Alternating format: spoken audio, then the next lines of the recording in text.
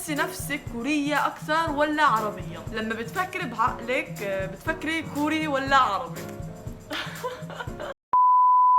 هاي جايز، مرحبا، 안녕하세요 سيري입니다. اليوم الفيديو راح يكون عن أسئلة وأجوبة. دائما انتم بتسألوني أسئلة على تعليقات اليوتيوب أو على الانستا، ويعني بتسألوني أسئلة كتير عني وحابين تعرفوا عني. فأنا يعني مخططة من زمان هذا الفيديو إنه أعمل فيديو أسئلة وأجوبة عشان أعرفكم عني، وإنتم يعني حابين تعرفوا كتير أشياء. فأخيرا عملت هذا الفيديو على الستوري على الانستا، نزلت لكم إنه اكتبوا لي أسئلة اللي حابين تعرفوا عني، أو أسئلة اللي بدكم تعرفوا عني، أو أسئلة مكررة بدي أجاوب عليها اليوم. يلا خلينا نبدأ الفيديو. وقبل ما نبلش الفيديو لا تنسوا اللايك وسبسكرايب وتفعلوا زر الجرس عشان يوصلكم كل فيديو جديد أنا بنزله. ويلا نبلش بالفيديو. أول إشي قبل ما نبلش ححكي الإشي الأساسي، إنه اسمي وعمري هدول أكتر إشي مكررة. فأول إشي اسمي سهير وعمري 15 سنة، مواليد 2005 3/8/2005. عمري 15 سنة وفي صف العاشر، ويعني أولى ثانوي. هيك خلصنا الإشي الأساسي. ونروح على أول سؤال أكتر إشي مكررة، إنه إيش جنسيتك؟ أو من وين أنتِ؟ أو هاي الإشي دايما بيسألوني. فأنا زي ما مكتوب في اسم قناتي، اسمي جنسيتي كوريا وفلسطين، كورية وفلسطينية. يعني كمان بتسألوني إنه كيف كورية وفلسطينية في نفس الوقت؟ فهمونا يعني إيش إيش وضعك أنت؟ حجاوب على هذا السؤال. أنا حطيت أول سؤال عشانه أكتر إشي مكرر، وعشان أحكي لكم إيش الأساسي، بعدين نبدأ بالأسئلة. أنا ماما بتكون كورية وبابا بيكون فلسطيني من غزة، فعشان هيك أنا كورية وفلسطينية. يعني أنا انولدت في كوريا وأنا صغيرة، من أول ما انولدت في كوريا، وعشت هناك لصف رابع، وبعدها اجيت على غزة يعني على فلسطين صف خامس. لهلا أنا عايشة يعني تقريبا 5 سنين عايشة في غزة في فلسطين يعني. فعشان هيك أنا كورية وفلسطينية وجنسيتي كوريا وفلسطين. تمام. اي اول سؤال خلصنا. ثاني سؤال، متى راح تروحي على كوريا او ترجعي على كوريا؟ احنا دائما بنروح على كوريا في الاجازه الصيفيه، الصيف في اجازه 3 شهور تقريبا. فهذه الاجازه بنروح على كوريا في هذا الاجازه. يعني اول ما بتبدا الاجازه تقريبا بنروح على كوريا، بنقعد في كوريا 3 شهور، يعني كانه كزياره او كسفر يعني. فبنروح على كوريا 3 شهور، بعدين بعد ما تخلص الإجازة بنرجع على غزة وبنقعد يعني بكمل دراستي. مش عايشين في كوريا، عايشين في غزة. ثالث سؤال، كم لغة بتعرفي تحكي؟ كم لغة بعرف أحكي؟ أول شيء كوري، إنه عشان عشت من وأنا صغيرة كنت عايشة في كوريا فبعرف أحكي كوري. بعدين عربي زي ما انتم سامعين او شايفين، بحكي عربي. بعدين انجليش، انه انا كثير بحب انجليش، بحب لغه انجليش وبحب احكي انجليش وبحب ادرس انجليش. فاكثر ماده حتى بحبها هي الانجليش، فانا برضه حابه اتعلمها. وطبعا احنا بنتعلمها في المدرسه، ومش كانه يعني انا بعرف احكي انجليش بلا بلا بلا. يعني 3 لغات بعرف احكي. والسؤال اللي بعده، ايش السبب اللي خلاكي تيجي على غزه؟ ايش السبب اللي خلاني اجي على غزة؟ اول شيء زي ما حكيتوا باول الفيديو، انه اول سبب انه بابا فلسطيني من غزة، هي اول سبب. ثاني سبب انه قبل ما اجي على غزة ما كنتش اعرف احكي عربي بالمرة، يعني ما بعرف احكي عربي. اجيت اتعلم عربي برضه، يعني بابا حابب انه احنا نتعلم عربي، يعني ما بنفع انه بابا فلسطيني وعربي واحنا ما بنعرفش نحكي عربي. ثاني سبب انه عشان نتعلم عربي بس. هي اظن السؤال اللي بعده، تحسي نفسك كورية اكثر ولا عربية؟ هاي إلها لسه قصة طويلة. مش عارفة، انا بحس حالي نص نص. اقول لكم ليش. اول اشي بحس حالي كورية عشان في غزة، لما اكون في غزة يعني كلهم بيقولوا انت شبه كوريين، يعني زي الكوريين بالضبط، وهيك معظم الناس اللي بيقولوا لي. هاي اول شيء. وبحس حالي عربية عشان لما اروح على كوريا، انه عارفاكم حتستغربوا من هذا الاشي، انه انا ما اروح على كوريا ما بيحسونيش اني انا كورية يعني في دمج وهيك يعني بين الاجانب وهيك. فانا مش كوريه بالضبط، ففي كوريا حتى ما بيفكرونيش اني انا كوريه. فهي اول سبب اني بفكر اني نص عربيه ونص كوريه، شايفين؟ فعشان هيك يعني ما بحس حالي كوريه على الاخر ولا عربيه على الاخر يعني. اوكي، بس السؤال اللي بعده، لما بتفكري بعقلك بتفكري كوري ولا عربي؟ انا بحب نوع من هذه الاسئله كثير، مش عارفه بحب نوع من هذه الاسئله. انا بصراحه بفكر بالكوري. ليش؟ مش عارفه، انا بحس حالي يعني يمكن عشان من زمان يعني ولدت في كوريا وعايشه في كوريا وانا صغيره، يعني من وانا صغيره متعوده افكر بالكوري، يعني عشان ما عرفتش يعني ما بعرف احكي عربي كونين، فمتعوده افكر بالكوري، وعشان هيك يمكن بفكر بالكوري. بس احيانا ممكن افكر بالعربي، بس معظم الوقت اظن بفكر بالكوري. ممكن اظن هيك. والسؤال اللي بعده، شو اكثر اكله بتحبيها، اكله كوريه واكله عربيه؟ اول شيء اكله كوريه. اكله كوريه في اكله كثير بحبها اسمها طقبوكي.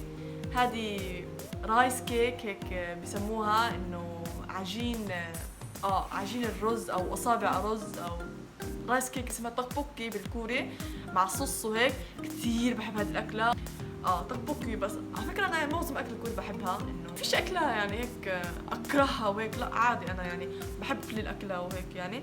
واكله عربيه، اكله عربيه انا بصراحه الكو يعني فيش اكله هيك بكرهها، انه بحب عادي باكل كل الاكل يعني عادي ما بفرق عندي. اكله عربيه ممكن كنت كتير اول ما اجيت على غزه كنت كتير بحب المقلوبه. اكثر اكله يعني تعلقت فيها اول ما اجيت على غزه مقلوبه، هي عن جد كان كتير زاكي مقلوبه. مقلوبه ممكن، ويعني فته ممكن، فته كباب زي هيك يعني. بحب اكلات عربيه هيك يعني. احنا بنعمل بالدار يعني كل الاكلات العربيه بنعملها، مقلوبه، مفتول، فته، عادي ماما بتعمل يعني كل الاكلات، باكل عادي كل اكلات عربيه عادي يعني. مش كل مره اكله عربيه، مرات ما يعني بيجي على بالنا وبيجي على بابا، يعني بابا برضه يعني كان عايش في كوريا فبحب اكل كوري، فمرات ماما بتعمل لنا اكل كوري وجبه زي هيك يعني اكل كوري، ومرات عربي وزي هيك يعني احنا بناكل. والسؤال اللي بعده، شو شعورك لما الناس يعرفوا انك كورية وبتطلعوا عليك؟ هو انا عشان يعني مش مبين علي عربية على الاخر، فعشان هيك يعني الناس كانوا كتير بيطلعوا فيها لما امشي في الشارع او زي هيك. فاول ما اجيت على غزة طبعا يعني بلد جديدة وبلد يعني هيك، فكنت اول ما اجيت كانوا كتير يطلعوا فيا انه في الشارع هيك مبين عليها، وكثير كانوا بيحكوا لي انه صينية كل الشارع كانوا بيحكوا انه لما امشي في الشارع وهيك. فلما كنت صغيرة، لما كنت اجيت على غزة اول مرة وكنت صغيرة كنت يعني اخجل كثير، انه كثير خجولة كنت، عشان يعني بلد جديدة وناس جداد ويعني لغة جديدة، كل شيء جديد كان علي، فكثير كنت خجولة، انه كثير كنت بخجل اول ما اجيت هذا الكلام. بعدين يعني شوي بعد ما عرفت احكي عربي وهيك شوي يعني هلا لما حد يطلع فيا ويحكي صينية مش يعني خلص ماشي، انا ماشي على طريق، انا خلص ايش اعمل لك يعني. السؤال اللي بعده، هل احنا بالبيت نتكلم كوري ولا عربي؟ يا انا بقول لكم بحب هذه الاسئله، انه بحب احكي لكم هذا النوع من الاسئله. احنا في البيت، هي بدها قصه طويله. احنا في البيت بنحكي اول شيء مع ماما بنحكي كوري، يعني ما بحكي معها عربي بالمره، وبس كوري بنحكي معها مع ماما. هذه مع ماما. مع بابا بس بحكي معاه بالعربي، يعني ما بحكي معاه بالكوري وهيك يعني. احيانا ممكن يعني احكي معاه كوري، بس لا بس بحكي معه عربي. فمع ماما كوري ومع بابا بحكي عربي. مع رياض اخويا رياض، انا ورياض بنحكي كوري وعربي، يعني التين كله.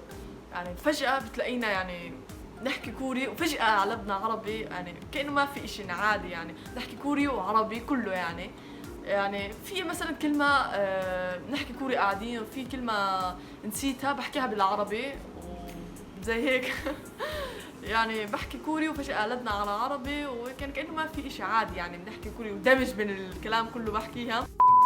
السؤال اللي بعده، كيف بتسافروا على كوريا؟ او احنا يعني في ناس كتير بيقولوا انه كيف هم بدهم يسافروا على كوريا، نفسهم يسافروا على كوريا، كيف بدنا نعمل او زي هيك. ما بعرف باشياء هيك كتير، بس انه بدي احكي لكم انه انا بسافر من غزة الى كوريا عن طريق مصر.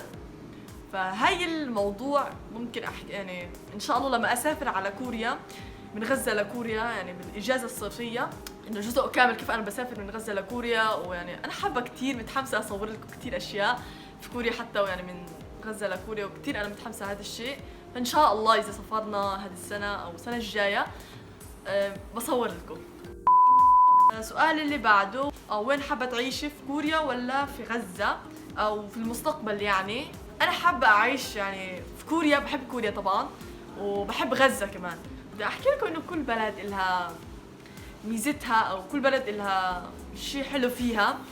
او ممكن يكون في اشياء موجودة في غزة بس مش موجودة في كوريا، وفي اشياء موجودة في غزة مش موجودة في كوريا. بحب اعيش في كوريا برضو، في غزة برضو. يعني انا هلا عايشة في غزة، بحب غزة طبعا، ويعني برضو حابة اروح على كوريا وبحب اروح على كوريا. يعني حسب الوضع اللي ايش بيصير بروح عايش في كوريا ولا بضل في غزة ولا اللي بيصير. ويعني بيقولوا يعني وين حابة تدرس الجامعة؟ طبعا هي لسه انا بدي احكي الله اعلم جد يعني، بس ان شاء الله يعني ادرس في كوريا. بس اذا ما قدرنا او الوضع ما زبط ممكن ندرس في غزة. والسؤال اللي بعده، كم من بلاد العربية سافرتي عليه؟ بلاد عربية، أول شيء مصر، رحت على مصر، ورحت على الإمارات. وكمان بلاد عربية بصراحة ما رحتش على بلاد عربية كتير غير مصر والإمارات. مصر والإمارات أنا بروحهم عشان يعني مصر دايما كنت بروحها عشان وانا رايحه على كوريا بروح على طريق مصر، فبروح على مصر بزور مصر ويعني اقعد بمصر شويه، بعدين بروح على كوريا. ولما اروح على كوريا عن طريق يعني شويه بالامارات شويه عشان الطياره، فبقعد شويه بالامارات في المطار شويه، بعدين بروح على كوريا. فعشان هيك يعني زرت هدول المكانين بس هيك كان اسئله، انه جاوبت اليوم اسئلتكم اللي مكرره او دايما بتسالوني اياها. وبس هيك كان فيديو اليوم، ان شاء الله عجبكم الفيديو، وما تنسوا لايك وسبسكرايب وتفعلوا زر الجرس عشان يوصلكم كل فيديو جديد انا بنزله. وان شاء الله يعني ان شاء الله حعملكم هيك فيديو اسئله واجوبه، وحجاوب لكم وححكي معكم هيك يعني مع بعض. بس باي.